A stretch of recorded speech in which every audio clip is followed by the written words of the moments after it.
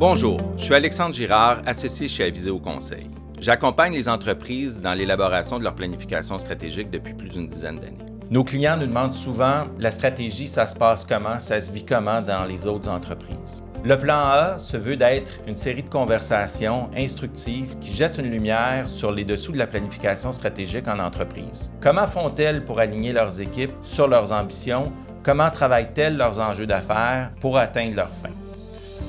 Aujourd'hui, je reçois Catherine Ouellette-Dupuis, chef de la stratégie et du développement corporatif chez G-Soft. Catherine, bienvenue au Plan A. Merci de me recevoir. Catherine, on connaît G-Soft au Québec principalement pour Office Vibe. C'est une entreprise qui est très admirée, qui rayonne beaucoup. J'étais très curieux, en fait, de t'inviter pour savoir comment une entreprise qui évolue dans un environnement aussi dynamique, avec des changements aussi rapides, s'assure que sa stratégie demeure toujours pertinente. Peux-tu nous présenter G-Soft en rafale? Oui, G-Soft, on existe depuis déjà maintenant 16 ans. En fait, on célèbre nos 16 ans dans quelques semaines. L'entreprise a démarré parce qu'un des fondateurs était en TI, puis se disait « Oh, les TI, c'est un peu beige, c'est sûr qu'il y a une meilleure façon de travailler. » Donc, ils ont décidé de partir leur propre boîte logicielle il y a 16 ans. Puis par la suite, ils ont développé leurs propres produits. Premièrement, ShareGate, qui est un outil pour mieux gérer les environnements O365. Par la suite, Office Vibe, que tu as mentionné, qui est un outil qui améliore l'engagement des employés, mais aussi qui aide le gestionnaire à mieux gérer son équipe. Puis notre troisième qui s'appelle SoftStart, qui est une meilleure expérience de onboarding dans un contexte digital. Donc oui, on a grandi avec les années, puis on est vraiment fiers de dire que l'année passée, on a réussi à atteindre un chiffre d'affaires de 100 millions de revenus. Donc, on est très fiers de ce qu'on a réussi à faire, à bâtir au Québec. Fait qu'on vous appelle plus une jeune pousse. Oui, on est passé ce stade-là. Alors, puis on vend dans plus de 110 pays, puis on a plus de 18 000 clients. Donc, OK. Donc, quand vous développez un produit, c'est vraiment pour le marché mondial. Exactement. Vous n'avez pas de contraintes géographiques sur le déploiement. Exactement. Oui, on vend pas des logiciels personnalisés. Donc, on a un client cible en tête, puis on se dit, bon, c'est quoi la meilleure façon de remplir les besoins de ce client-là? Puis c'est ce produit-là qu'on bâtit, puis on le déploie, on le commercialise partout dans le monde. Pour connaître davantage G-Soft, je suis allé voir votre site web au tout début pour savoir, parce qu'au-delà de Office Vibe, j'en savais pas tant que ça, à part de dire que c'est une entreprise qui croît vraiment rapidement. Puis, sur votre site Internet, c'est marqué « Les bons logiciels commencent par du bon monde », ou quelque chose comme ça. Puis, en préparation, tu m'as partagé plusieurs notes préparatoires à notre discussion d'aujourd'hui. Puis, ça terminait par vos 5 valeurs. Puis, j'ai été étonné de l'impact qu'elles peuvent avoir parce que j'avais l'impression que les 4-5 pages que je venais de lire, en fait, étaient transcendées de ces valeurs-là.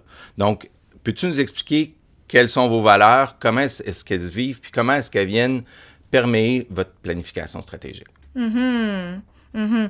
Oui, j'aime ça la phrase aussi des bons logiciels, ça part par du bon monde parce que définitivement, notre culture chez G-Soft, ça part du fait que selon nous, chaque personne contribue réellement au succès de l'organisation. Puis je pense que nos valeurs reflètent un peu ça. Alors, nos 5 valeurs, la première, c'est on écoute pour comprendre.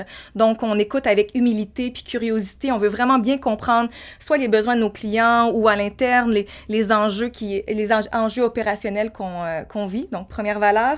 Deuxième valeur, on se lance. Donc, on est prêt à prendre des risques, même si c'est des risques calculés, puis on fait nos devoirs avant de se lancer, mais on a besoin de prendre des risques si on veut réussir dans ce marché. Le troisième, on assume. Donc, on est prêt à admettre nos erreurs, puis vraiment parler de nos vulnérabilités. Puis quand les gens admettent leurs erreurs et leurs vulnérabilités, ça rend vraiment le travail plus facile parce que on peut mieux travailler ensemble pour les résoudre. Quatrième valeur, on gagne tous ensemble, donc ça fait un petit peu le pont avec ce que j'ai dit au début, mais définitivement, chaque personne chez G-Soft contribue au succès. Donc, on gagne ensemble, mais aussi, très important, on perd ensemble. Donc, quand il y a des moments qui sont plus difficiles, il y a des enjeux, c'est pas on pointe personne du doigt. Quand il y a des erreurs qui sont commises, on tente tous ensemble de comprendre qu'est-ce qui s'est passé pour qu'ensemble, on s'assure que ça ne se reproduise pas. Donc, on y tient à cette valeur-là. Et la dernière, et non la moindre, qui rend vraiment mon travail plus facile chez G-Soft comme chef de la stratégie, c'est on parle vrai. Donc, on est prêt à se dire les vraies choses, à soulever quand il y a des enjeux. On a une culture de transparence chez GSoft, puis ça nous aide vraiment beaucoup à dénouer les enjeux plus rapidement, puis avancer vers notre succès. Puis vous utilisez, c'est ce que tu m'expliquais, une approche en W qui permet d'impliquer les équipes. Puis vous êtes sur un cycle de 12 mois, ce qui est assez unique. La planification stratégique, c'est probablement propre à votre secteur d'activité. Généralement, la planification stratégique, avant, c'était des plans quinquennaux. Donc, c'était sur 5 ans. Maintenant, les entreprises, dépendamment du secteur d'affaires, travaillent sur un horizon de 3 ans de plus en plus. Vous, c'est annuel. Comment est-ce que ce W-là fonctionne? Comment est-ce qu'il s'assure que vos valeurs sont prises en compte dans la planification stratégique? Puis, comment est-ce que les cercles de rétroaction s'exécutent au travers de ça? Bien avant, si on parle du cycle stratégique, je pense que c'est important de mentionner que dans le secteur de la tech, ça bouge tellement vite qu'évidemment, on a un état désiré dans 3 ans qu'on souhaite atteindre, mais à chaque année, on se demande, bon, est-ce que c'est encore le bon état cible parce que ça bouge tellement vite. Nous, on fait des logiciels pour l'expérience employée. Donc, notre mission, c'est de s'assurer de mettre dans les mains des organisations des outils pour que les employés puissent mieux se réaliser, mais comme tu le sais, comme moi, ça change tellement vite ces temps-ci, nos façons de travailler. Du jour au lendemain, on s'est retrouvés à travailler à distance. La dynamique employeur-employé est en grand changement, donc il faut aller quand même assez vite dans notre secteur. Donc, c'est juste le point qui est... Mais c'est 12 mois, mais vous avez une cible à plus long terme qui devient mouvante? Exact. Donc, on se donne un état souhaité. Donc, GSoft, on a une compagnie de portfolio de produits. Donc, on va se dire, bon, OK, d'ici 3 ans, on aimerait avoir tant de produits, puis une fourchette de entre tant de revenus, puis tant de revenus. Donc, on se donne à peu près des grands objectifs, mais le marché bouge tellement vite que à chaque année, on doit se redemander si c'est une bonne cible, cette cible de 3 ans.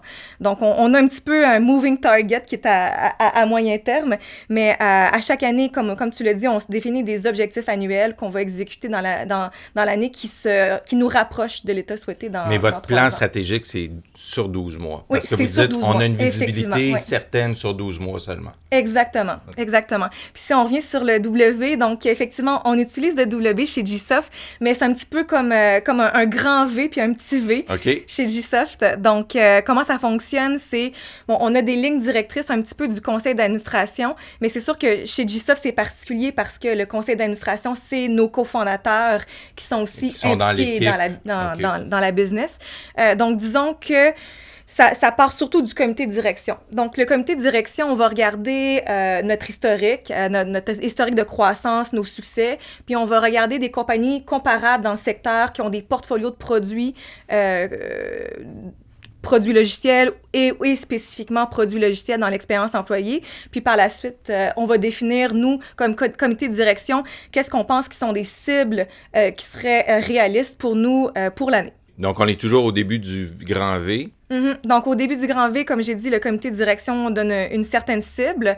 Donc, nous, voici on croit cela. On croit cela. Puis par la suite, les membres du comité de direction descendent dans chacune de leurs fonctions. On a plusieurs fonctions chez GSoft, revenus qui comprend marketing et vente. On a ressources humaines qui s'appelle culture et organisation chez GSoft. On a opérations qui a les développeurs, l'équipe produit. Donc, chacun des chefs de produits redescend dans sa fonction. Puis se dit, bon, si on veut atteindre ces cibles-là, qu'est-ce qu'on peut proposer comme plan de match? Donc, par exemple, l'équipe de revenus va regarder les cibles de revenus, puis va se dire, bon, si on veut atteindre ces revenus, on pense qu'on pourrait attaquer X, Y, Z marché pour aller chercher plus de revenus, puis ça nous donnerait tel revenu. Et par la suite, l'équipe produit se dit, bon, considérant, cette année, je pourrais ajouter telle fonctionnalité qui pourrait ajouter de la valeur, revenu, combien tu penses qu'on peut aller chercher comme nouveau revenu avec cette valeur-là? Donc, les deux fonctions se parlent. Puis après ça, ils se disent, bon, pour arriver à ces nouveaux revenus-là, puis ces nouvelles fonctionnalités qu'on va ajouter dans le produit, qu'est-ce qu'on a besoin comme ressources, que ce soit des talents qu'on va ajouter dans l'organisation ou des ressources matérielles. Puis, par la suite, chacun des membres de comité de direction vient, on sort du W, on remonte vers le haut. Donc, les membres du comité de direction viennent présenter à l'ensemble du comité de direction pour ces cibles-là, voici ce qu'on propose comme plan de match. Puis c'est là que vous faites la mesure entre le niveau d'ambition puis le réalisme de ce que nous, on croit que. C'est là que vous venez faire cette évaluation-là, puis se dire, sommes-nous suffisamment ambitieux ou sommes-nous trop réalistes et devons-nous aussi? C'est à ce moment-là que vous faites cette session-là? Exactement. Donc par exemple, l'équipe produit, l'équipe revenu vont présenter ce qu'ils ont besoin comme budget puis comme ajout de talent. Puis après ça, bon, l'équipe de culture organisation va embarquer, va dire, ben, est-ce que c'est réaliste d'ajouter autant de personnes chez GSoft? En ce moment, on est 300. Est-ce qu'on ajouterait 700 personnes dans une année? Non, probablement que on serait limité par notre capacité d'intégration de ces personnes-là. Donc, peut-être que le plan est trop ambitieux ou peut-être au contraire, ils vont nous arriver avec un budget puis un nombre d'ajouts de talent qui est minime pour nous. Donc, on se dit, ah bon, mais finalement, on va peut-être rehausser la cible de revenus, puis par la suite, c'est là où on fait le petit V. Donc, suite aux commentaires du comité de direction globale, chacun des chefs de fonction revient vers sa fonction, en discute, puis représente un nouveau plan. Font des itérations, bonifient leur plan, leur cible, puis après ça tombe sur ton bureau, puis toi, il faut que tu t'assures de la mise en œuvre de ça. Mais mon bureau, moi, mon travail, c'est vraiment d'être la colle, puis de s'assurer qu'on travaille tous bien ensemble. Donc, c'est pas moi qui dis, OK, oui, c'est un bon plan, oui, c'est pas un bon plan. Mon travail, c'est de m'assurer de créer un espace pour que le comité de direction se rende confortable que c'est un bon plan. Mais tu me disais, donc, c'est un processus annuel, mais vous avez quand même, au trimestre, un état d'avancement qui est fait. Puis, je pense même sur une base mensuelle, non? Comment est-ce que ça fonctionne, le suivi du plan en cours d'année? Oui, effectivement. Donc, une fois par année, on a une période de 3 mois intense où on définit la stratégie annuelle. Puis, par la suite, à chaque mois, le comité de direction se rencontre puis identifie et détermine l'avancement par rapport à ces objectifs-là. Est-ce qu'on est tous alignés sur là où on est par rapport à ces objectifs-là? Puis, quels sont les enjeux qui nous limitent dans la matérialisation des objectifs? Donc, on fait un suivi plus opérationnel à chaque mois. Puis, à chaque trimestre, là, on regarde vraiment plus en profondeur là où est-ce qu'on est rendu par rapport à nos objectifs, est-ce qu'on est satisfait, puis est-ce qu'il y a lieu de faire des changements à nos objectifs stratégiques. Évidemment, on l'avait déjà discuté, moi et toi, on essaie de limiter les changements à la stratégie parce qu'on pourrait perdre une certaine crédibilité face aux employés si, à tous les 3 mois, on est en train de changer les objectifs. Donc, c'est plus un exercice de validation à tous les 3 mois qu'un exercice de changement, juste pour s'assurer qu'on s'en va dans la bonne direction. Mais à quel moment vous donnez-vous le droit de revoir peut-être une cible à atteindre ou quoi que ce soit? Si vous dites, on veut, là, je connais pas vos indicateurs, mais on veut 1000 nouveaux clients pour tel produit. Mm-hmm. Si le 1000, en cours de route, vous vous rendez compte que ça ne sera pas possible d'en avoir plus que 750, est-ce que vous venez baisser en donner la cible? Est-ce que vous vous donnez le droit en cours d'année de revoir vos cibles ou vous la maintenez toute l'année? Mm-hmm. C'est à la fin d'année que les cibles sont revues? Mm-hmm. Donc, à tous les 3 mois, on fait un exercice pour se redemander si on a les bons OKR. Notre planification stratégique chez GSoft, on utilise la méthode OKR et non la méthode KPI. Ce que je comprends, c'est que la planification stratégique, c'est sur un horizon de 12 mois. Vous avez des suivis trimestriels et mensuels. La reddition de compte se fait comment? Puis comment est-ce que vous mesurez l'atteinte de vos objectifs? Mm-hmm. Donc, on a une reddition de compte à tous les mois, puis une reddition de compte à tous les trimestres également. Donc, à tous les mois, en fait, il y a un responsable d'un résultat clé. Nous, on utilise la méthode OKR, Objective and Key Result, donc objectif et résultat clé chez GSoft. Donc, à tous les mois, le responsable du résultat clé va parler de l'avancement. Puis après ça, on va en discuter en comité de direction pour voir est-ce qu'on est satisfait, puis quels sont les enjeux qui nous limitent dans l'atteinte de l'objectif. Puis à tous les trimestres, là, on va faire une revue plus en profondeur, une journée complète où non seulement on va valider l'avancement des OKR, mais aussi on va se demander est-ce que c'est encore les bons objectifs annuels qu'on a en place. Puis ça, c'est une méthode qui est différente des KPI. Au Québec, on utilise beaucoup plus les Key Performance Indicators. Donc, OKR, c'est à plus haut niveau. C'est ce que je comprends. Puis ça vient de Intel, cette méthodologie-là, c'est ça? Oui, ça a été c'est une méthode qui est beaucoup utilisée dans la technologie pour les compagnies de logiciels. Ça a été inventé chez Intel, puis par la suite, John Deere, qui était à ce moment-là chez Intel, l'a amené chez Google, puis Google, c'est ce qui a fait le succès de Google, puis c'est pour ça qu'on l'utilise beaucoup dans le monde de la tech. Donc oui, c'est un petit peu plus haut niveau qu'un KPI. Puis aussi, c'est dans l'optique que dans les entreprises de logiciels, de manière générale, on préfère donner des états souhaités à atteindre, puis que par la suite, les équipes déterminent quels sont les meilleurs moyens pour atteindre, puis quels sont des KPI à suivre si on veut atteindre ces états désirés-là.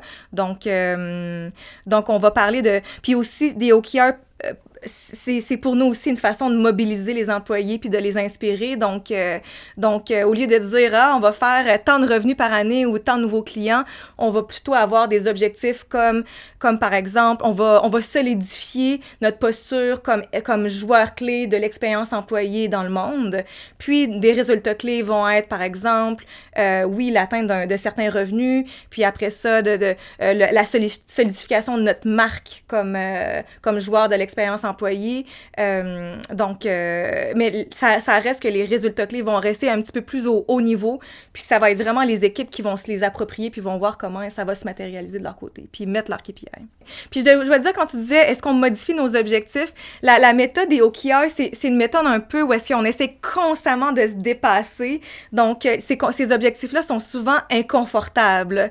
Donc, on aime mieux se mettre des objectifs plus ambitieux avec les OKR, puis après ça, comprendre, qu'est-ce qui a fait qu'on les a pas atteints, puis on assume que c'est possible qu'il y a une partie des OKR qui soient pas atteints durant l'année, mais on appelle ça les stretch goals. Donc c'est toujours trouver la bonne balance entre le comité de direction. Est-ce qu'on modifie les objectifs, parce qu'ils sont vraiment beaucoup trop ambitieux, puis ça va démobiliser les employés si on les laisse comme ça, ou... Oui, ils sont très ambitieux, mais si on le garde, on sait que... Faut que ça soit inconfortable, mais le fun. Exactement.